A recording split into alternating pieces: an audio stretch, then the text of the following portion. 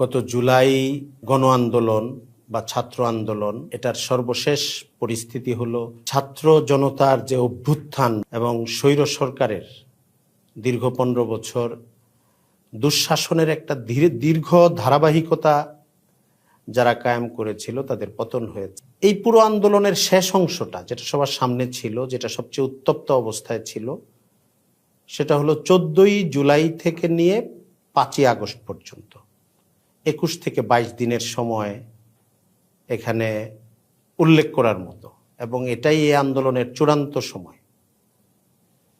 এই সময়টাকে বিশ্লেষণ করলে, আন্দোলনের এই তুঙ্গ পরিস্থিতিটাকে বিশ্লেষণ করলে আপনি অনেকগুলো জিনিস পাবেন। তো আমরা এখান থেকে অল্প কয়েকটা বিষয়ে চোখে পড়ার মতো এবং খেয়াল করার মতো এটা পেশ করতে পারি, আলোচনায় আনতে পারি। একটা হলো, দেখেন, 14ই জুলাই একটা সংবাদ সম্মেলনে চীন থেকে ফিরে এসে সাবেক প্রধানমন্ত্রী রাজাকারের সন্তান আর নাতিপুতি এবং মুক্তিযোদ্ধার সন্তান ও নাতিপুতি এই প্রসঙ্গটা নিয়ে যখন তাচ্ছিল্যের সঙ্গে কথা বললেন, বৈষম্য বিরোধী ছাত্র আন্দোলনের কোটা সংস্কার প্রসঙ্গে একজন সাংবাদিকের প্রশ্নের উত্তরে, তার কয়েক ঘন্টা পর থেকেই আন্দোলন একটা নতুন মাত্রা ধারণ করলো। ইতিহাসটা সবার সামনে আছে, কিন্তু খেয়াল করার মতো বিষয় হইল, দ্বিতীয় তৃতীয় দিন থেকে মারধর, অত্যাচার, গোলাগুলি, হত্যা, এই যে পরিস্থিতিটা সরকারি তরফ থেকে শুরু হয়েছিল, আন্দোলনকারীরা তাদের সৃজনশীল আন্দোলন প্রোগ্রাম, অনমনীয়তা এবং একের পর এক ত্যাগ এর যে উদাহরণ পেশ করলো, এটা এই আন্দোলনের একটা গুরুত্বপূর্ণ বৈশিষ্ট্য। আপনি এক্ষেত্রে আবু সাঈদের কথা উল্লেখ করতে পারেন, রংপুরের এক দিনদার তরুণ। পরবর্তীতে তার পারিবারিক জীবন, তার ব্যক্তিগত জীবন, তার প্রোফাইল, তার সামাজিক জীবন, এগুলো দেখে দেখা গেছে সে তরুণ শিক্ষার্থী, কিন্তু তার ভিতরে দিনই প্রেরণা ছিল, চিন্তা ছিল। সে যে ওই যে বুক চিতিয়ে দাঁড়িয়ে গিয়েছিল গুলির সামনে, এরপর থেকে এই আন্দোলনের একটা চরিত্রই দাঁড়িয়ে গেছে ঢাকা শহরে এবং সারা দেশে, বন্দুকের গুলির সামনে দাঁড়িয়ে যাওয়ার। দীর্ঘ 15 বছরের রেজিমে পুলিশের গুলি ব্যবহার করা, র্যাবের গুলি ব্যবহার করা, ধাওয়া করা, মিছিল ভেঙে দেওয়া, প্রধান এবং শক্তিশালী অনেক বিরোধী দলগুলোকে, অনেক আন্দোলনকে বন্দুক আর গুলির মুখে দমন করা কয়েক ঘন্টার মধ্যে বা কয়েক দিনের মধ্যে, এটাতে পারঙ্গম ছিল পতিত স্বৈরাচারী সরকার এবং তার যতগুলো অঙ্গ প্রত্যঙ্গ আছে। তাদের মধ্যে এটা নিয়ে কোনো আলাদা ভাবনা ছিল না যে এটা এই আন্দোলন সফল হতে পারে এবং তাদের কোনো খারাপ পরিণতি হতে পারে। কিন্তু ছাত্র জনতার এই যে একটা নিবেদন, গুলি বন্দুক সেখানে হার মেনেছে।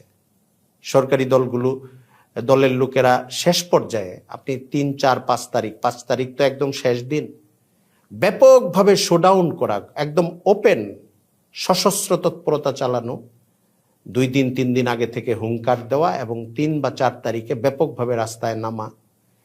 ওই দিন অনেক ছাত্র পরবর্তীতেও নিহত হয়েছে, শহীদ হয়েছে, তাদের কিছু লোকও মারা গেছে, কিছু পুলিশও মারা গেছে। এর আগে কয়েকশো ছাত্র এবং সাধারণ জনতা, পথচারী পুলিশের গুলিতে নিহত হয়েছে বলে খবর এসেছে।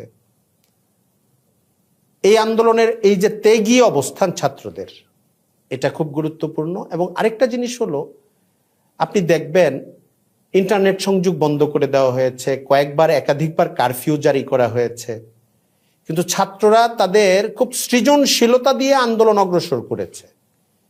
আপনি খেয়াল করলে দেখবেন শেষ দিকে হঠাৎ করে সরকার আন্দোলনটা একটু নিয়ন্ত্রণে নিয়ে আসার মতো, মানে পরিস্থিতি নিয়ন্ত্রণে নিয়ে আসার মতো একটা জায়গায় চলে গেল, যখন 6 সমন্বয়ক ডিবি অফিসে বন্দি, তাদের কাছ থেকে একটা ব্রিফ আদায় করলো আন্দোলন প্রত্যাহারের। এর কয়েক ঘন্টার মধ্যেই অন্য আরেকজন সমন্বয়ক আত্মগোপনরত অবস্থায় সামাজিক মাধ্যমে বক্তব্য দিয়ে দিল যে না, আমরা আমাদের আন্দোলন চলবে। সরকার হঠাৎ করে বলল শোক দিবস জাতীয়ভাবে, এবং একটা শোকের নোটিশ ইস্যু করলো, শোকের বেশ ধারণ করার ঘোষণা দিল সাবেক সরকার, ফেসিবাদী সরকার। আন্দোলনকারীরা ফেসবুকেই শুধু জানিয়ে দিল যে আমরা লাল প্রতীক ধারণ করব এবং ফেসবুকের প্রোফাইলটাকে সবাই লাল করে ফেলব। এটা আন্দোলন বা রক্তদানের প্রতিবাদী দৃষ্টান্ত হিসেবে। আমি প্রথমে তাদের এই কর্মসূচিটা দেখে আমার কাছে একটা ধাক্কা লেগেছে যে এইটা কি হবে, এটা তো কোনো অফলাইন বা ময়দানি আন্দোলন হলো না, তাহলে এইটার দ্বারা কি ফায়দা হইতে পারে।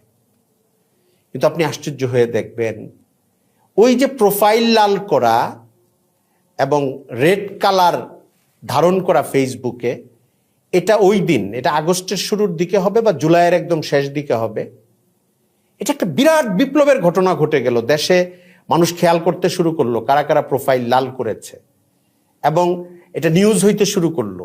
যেরকম একজন সাবেক সেনাপ্রধান, উনিও যখন তার প্রোফাইলটাকে লাল করলেন, এটা আলাদা নিউজ হলো গণমাধ্যমে।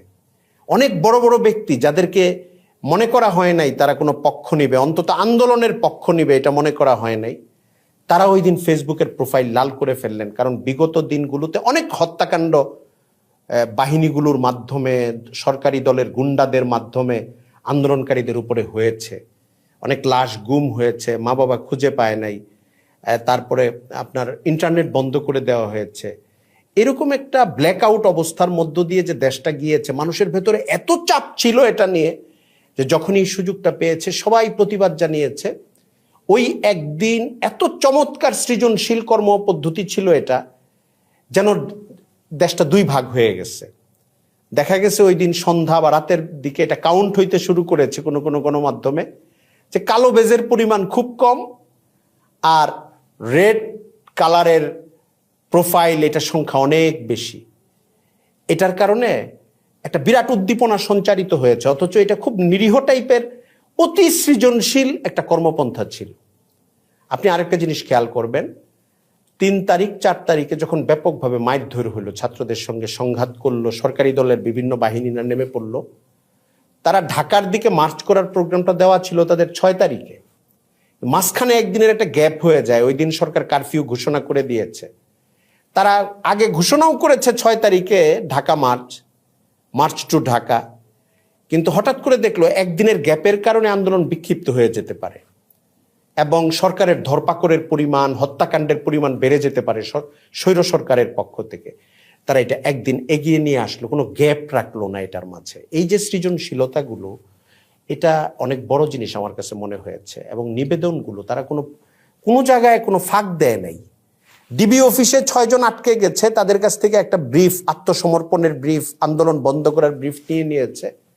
বাইরে যারা ছিল তারা আন্দোলনের দায়িত্ব নিয়ে নিয়েছে, বিরতি দেয় নাই। মানে আপনি একটা জিনিসকে 2 দিন 3 দিন 4 দিন পর্যন্ত লেংদি করা, যে একটা ভুল বুঝাবুঝির মধ্যে 2-3 দিন চলতেছে দেশ, এরকম হয় নাই। তারা তাদের কাজটাকে কন্টিনিউ করে গিয়েছে। এটা আমার কাছে মনে হয়েছে আল্লাহ তাআলা তাদের মাথায় এই জিনিসটা দিয়ে দিয়েছিলেন, আল্লাহর একটা দয়া ছিল। মানুষ মানে এত দ্রুত রিপ্লেস হওয়া, এত সৃজনশীল কর্মপন্থা গ্রহণ করা, যেটার মধ্য দিয়ে আন্দোলনটা শুধু অগ্রসরী হয়েছে, যে কারণে রেজিম সরকারের পক্ষ থেকে যেই পদক্ষেপ নেওয়া হয়েছে তার পাল্টা পদক্ষেপ ওরা দাঁড় করিয়ে দিয়েছে এবং এটা সফল হয়েছে। এবং সর্বশেষ সময়টা ছিল 5ই আগস্ট। 5ই আগস্টে গণ অভ্যুত্থান সফল হয়েছে এবং সাবেক স্বৈর শাসকদের প্রধান ব্যক্তি দেশ থেকে পালিয়ে চলে গেছে বিমানে পাশের দেশে। এটা বাংলাদেশের ইতিহাসে আর ঘটে না এরকম ঘটনা। এই পুরা ঘটনার মধ্যে সবচেয়ে গুরুত্বপূর্ণ অংশটাই আমি আপনাকে এখন বলবো, সেটা হলো আল্লাহ তাআলার দয়া ছিল, রহমত ছিল এই আন্দোলনের প্রতি, আল্লাহর কোনো খাস ফয়সালা ছিল।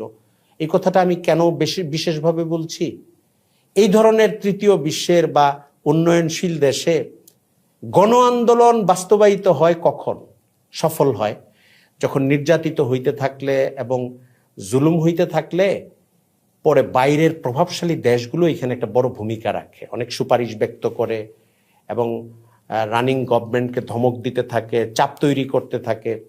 আপনি এটা অনেক দেশেই দেখবেন। বাংলাদেশে আমি অপেক্ষা করেছি জুলাইয়ের 17-18 তারিখের পর থেকে নিয়ে 5ই আগস্ট পর্যন্ত 5টা এমবেসি সরকারকে ধমক দিয়ে কোনো কথা বলে নাই, বরং আমাদের ফরেন মিনিস্ট্রি বা পররাষ্ট্র মন্ত্রণালয় যেভাবে ব্রিফ করতে চেয়েছে সেভাবে পেরেছে। আমরা তাদের ভেতরে একটা স্বস্তি দেখেছি আমরা বিগত সরকারের পলিসি নির্ধারকদের বক্তব্যে, যে তারা মোটামুটি দুনিয়াকে বুঝিয়ে ফেলতে পেরেছে, তারা তেমন কোনো জুলুম করে নেই। অল্প কিছু গণমাধ্যমে, আন্তর্জাতিক গণমাধ্যমে নিউজ এসেছে, আর সামাজিক মাধ্যমে এটা ব্যাপকভাবে ছড়িয়েছে। বাইরের রাষ্ট্রগুলো, যেসব প্রভাবশালী রাষ্ট্রগুলোর দিকে আমাদের দেশের সরকারে থাকা ব্যক্তিরা এবং বাইরের আন্দোলনকারীরা, সরকারের বাইরে থেকে যারা আন্দোলন করে, রাজনীতি করে, উভয়ই তাকিয়ে থাকে, এমন দেশগুলোর মধ্যে 3টা দেশকে আপনি রানিং গভর্নমেন্টকে, ওই সময় যারা ছিল রেজিমের 15 বছরের সরকার, নানা রকম জুলুম হত্যাকাণ্ড যারা অতীতে করে এসেছে, তাদেরকে ধমক দিয়েছে। আপনি এই নজিরটা পাবেন না, বরং কেউ কেউ সাপোর্ট করেছে। এগুলো আপনি নিউজে দেখবেন। এগুলি দেখলে একটা হতাশা আসে বাহ্যিকভাবে, যে বাইরের প্রভাবশালী কূটনীতি দেখা যাচ্ছে না, মিডিয়ার ব্যাপক প্রচারণা দেখা যাচ্ছে না আন্দোলনের পক্ষে। তাহলে এই আন্দোলন সফল হবে কিভাবে? কিন্তু আন্দোলন শান্তিপূর্ণ ছিল, এই অর্থে যে আপনি আন্দোলনকারীরা ব্যাপকভাবে বোমাবাজি করেছে অথবা অস্ত্র নিয়ে ঝাঁপিয়ে পড়েছে, এরকম কোনো ছবি নাই, কেউ দেখাইতে পারে নাই, কোনো ফুটেজ নাই। সর্বোচ্চ তাদের হাতে আত্মরক্ষার জন্য লাঠি ছিল, মাথায় পতাকা বাঁধা ছিল। এই লাঠি আর দুর্বল একটা আত্মরক্ষার অস্ত্র নিয়ে পানির বোতল হাতে, যেন পিপাসায় কাতর হয়ে না পড়ে, এর মধ্যে আহত হয়ে পড়ছিল, তারপরে এগিয়ে যাচ্ছিল, গুলি লাগছিল, গুলিবিদ্ধ মানুষকে নিয়ে একদল হাসপাতালে যাচ্ছে, অন্যরা রাস্তায় এগিয়ে যাচ্ছে। এটা এই 14 তারিখ থেকে নিয়ে আপনি 5ই আগস্ট পর্যন্ত এই চিত্রটা আপনি বারবার পাবেন। একটা এই দিকে শান্তিপূর্ণ লাখ লাখ মানুষ, অপর দিকে পুলিশের গুলি এবং নির্মম গুলি বর্ষণ। এমন অনেক ফুটেজ আছে, কার্নিশে গিয়ে গুলি করে হত্যা করেছে, রাস্তায় হেঁটে যাচ্ছে হত্যা করেছে। তারপরে পুলিশের সাজুয়া যান থেকে অর্ধেক মৃত গুলি করেছিল, মনে করেছে মারা গেছে অথবা মনে করে নাই, ধাক্কা দিয়ে নোংরা একটা ময়লার বস্তা ফেলার মতো লাশটাকে ফেলে চলে গেছে। এবং ভিডিও ফুটেজে দেখা গেছে যে সে তখনও শ্বাস নিচ্ছে, অর্থাৎ এই লোকটাকে বাঁচানোর চেষ্টা করলে বাঁচানো যেত, হাসপাতালে পৌঁছাতে চেষ্টা করলে। এরকম আপনি অগণিত জিনিস দেখবেন। হেলিকপ্টারের ব্যবহার গুলি করার জন্যে এই ফুটেজগুলো আছে। আর অপরদিকে শান্তিপূর্ণ প্রতিরোধ, সর্বোচ্চ এই ইট পাথর রাস্তায় যেটা ছিল, এটা হয়তো নিক্ষেপ করেছে ছাত্ররা, কিন্তু সবসময় সাহসের একটা দৃষ্টান্ত তারা পেশ করেছে। ওই আবু সাঈদের দৃষ্টান্তটা গোটা দেশে ছড়িয়ে গিয়েছে। প্রত্যেকটা বিশ্ববিদ্যালয়, প্রাইভেট বিশ্ববিদ্যালয় যেখানে উচ্চবিত্ত পরিবারের সন্তানেরা পড়ে, তাদের অনেক আরামায়েশের জীবন, কিন্তু ছেলেরা জীবন দিয়ে নেমে পড়েছে এই আন্দোলনে। জেলাগুলোতে, মফস্বলগুলোতে ব্যাপকভাবে ছড়িয়ে পড়া, এটা একটা বড় জিনিস। আর আল্লাহ তাআলার দয়া যে বাইরের রাষ্ট্রগুলো ব্যাপক কোনো হস্তক্ষেপ না করা সত্ত্বেও, দেশে বড় কোনো কিছু না হওয়া সত্ত্বেও, আপনি সর্বশেষ সময়টা দেখেন আল্লাহ তাআলা সাফল্য দিয়েছেন। যে পরবর্তীতে নিউজ এসেছে যে যেদিন পতন হয়েছে এবং সরকার পালিয়ে, প্রধানমন্ত্রী পালিয়ে চলে গেছে, তার আগের কয়েক ঘন্টায় আর্মি সহ, আর্মি, নৌবাহিনী, বিমান বাহিনী এবং সেনাবাহিনীর প্রধানদেরকে ডেকে এনে অ্যাকশন নেওয়ার কথা বারবার বলেছে, কিন্তু তারা নিতে রাজি হন নাই। আমি এইভাবে চিন্তা করেছি অনেক সময় পরে যে এই সেনাবাহিনীর সেট আপটা এমন না যে রেজিমের পছন্দনীয় ছিল না, বরং আমি তো বলবো যে শেখ হাসিনার গভর্নমেন্ট যতগুলো আর্মি প্রধান নিয়োগ দিয়েছে, তার মধ্যে সবচেয়ে অনুকূল মনে করা হয়েছে যেই ব্যক্তিটিকে, উনি এখন আর্মি প্রধান বাংলাদেশের। উনার কাছে যেটা প্রত্যাশা করেছে, বাস্তব দৃশ্য দেখে, পরিস্থিতি দেখে তার পক্ষ থেকে এটা বলতে হয়েছে যে এখানে আর গুলি করলে কাজ হবে না, বরং আপনি পদত্যাগ করে চলে যান। এটা হয়তো রেজিমের প্রধানমন্ত্রী এটা আশা করেন নাই, কিন্তু আল্লাহ তাআলা দয়া করেছেন, তাদের মাথায় এই বুদ্ধিটা দিয়ে দিচ্ছেন, আর্মি প্রধানদের মাথায়। এমনকি নিউজে তো এটাও এসেছে যে আইজিপি তৎকালীন, তার প্রশংসা করে প্রধানমন্ত্রী বলেছেন যে ওরা তো পারছে, মানে ওরা গুলি করে তো মানুষকে ফিরাইতে পারছে, তোমরা পারছো না কেন? অথচ তখন পুলিশ প্রধানও নাকি বলেছে যে এইভাবে আর পারা যাবে না। ছাত্রদের স্বতঃস্ফূর্ততা, নাগরিকদের স্বতঃস্ফূর্ততা, নানামুখী মানুষের অংশগ্রহণ, এমনকি মাদ্রাসার ছাত্ররাও শেষ কয়েকদিন বিরাট ভূমিকা রেখেছে এখানে সম্পৃক্ততার ক্ষেত্রে। অনেক ঝুঁকি নিয়েও তারা যুক্ত হয়েছে, নাগরিকদের বড় অংশ যুক্ত হয়েছে শেষের কয়েকটা দিন। কিন্তু যদি এমন হতো যে আর্মি প্রধান বিদায়ী প্রধানমন্ত্রীর, পলায়নকারী প্রধানমন্ত্রীর অফারে উনি সম্মত হইতো যে ঠিক আছে আমার বন্দুক জনগণের দিকে থাকবে, তাহলে কি হইতে পারত? কয়েক হাজার লোক মারা যাইতো, তারপরেও রেজিমের পতন হইতো। কিন্তু আল্লাহ তাআলা এদের মাথায় এটা দিয়ে দিছেন সুবুদ্ধি যে আর রক্তপাত করা উচিত না, যে কারণে 5ই আগস্ট ব্যাপকভাবে আন্দোলনের এই সময়টা পলায়ন পর্যন্ত সময় পর্যন্ত কোনো পতন হয় নাই। এটা একটা বড় জিনিস। এই জন্যে আমার কাছে মনে হয়েছে বৈষম্য বিরোধী ছাত্র আন্দোলনের নেতৃত্বে যারা ছিলেন, পরবর্তীতে যারা যুক্ত হয়েছেন, সকল পর্যায়ের ছাত্র জনতা এই বিজয়ের পরে, রেজিমের বিদায়ের পর আল্লাহর যে দয়া এই দেশটার প্রতি, যে অনেক মানুষ আত্মদান করেছেন, কয়েকশো মানুষ, অনেকে তো বলে যে বেসরকারিভাবে এটা 1000 খানেক পার হয়ে যাবে। এমনকি বিদায়ী প্রধানমন্ত্রী পলায়নের পরেও নানা ধরনের আক্রমণাত্মক চোরাগুপ্তা হামলায় পরবর্তী 1-2 দিন আরো বহু মানুষ মারা গিয়েছেন, ওই দিনও মারা গিয়েছেন পুলিশের গুলিতে বিভিন্ন জায়গায়, এগুলো নিউজে এসেছে।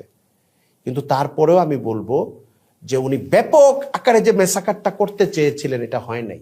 আল্লাহ দয়া করেছেন, দেশটাকে একটা বড় ধরনের রেজিমের হাত থেকে উদ্ধার করেছেন, শেষ মুহূর্তে অনেক বড় রক্তক্ষয় থেকে রক্ষা করে। আমি এটার প্রতি সংশ্লিষ্ট সকলকে যথাযথ উপায়ে কৃতজ্ঞতা জানাতে বলবো, যেন সামনের দিনগুলোতে দেশটা সুন্দরভাবে পথ চলে এই জায়গাটায়, এবং সবাই যেন নিজের দুর্বলতা, সক্ষমতা, আল্লাহর দয়া এবং অপরের যারা সাধারণ নাগরিক তাদের প্রয়োজনীয়তা, উপযোগিতা, এই বিষয়গুলোর দিকে খেয়াল রাখে। কেউ যেন একটা আত্মম্ভরিতায় ব্যস্ত না হয়, লিপ্ত না হয়, মগ্ন না হয়, ডুবে না যায়, যে কারণে পরে আবার আরেকটা বিপর্যয় আসতে পারে, আবার আরেকটা রেজিম তৈরি হতে পারে, অথবা পরাজিত রেজিম আবার প্রবল শক্তি নিয়ে, অনেক প্রতিশোধ স্পৃহা নিয়ে মানুষকে হত্যা আর খুন করার জন্য আবার ফেরত আসতে না পারে। এই জায়গাটায় সবাই সতর্ক থাকা দরকার।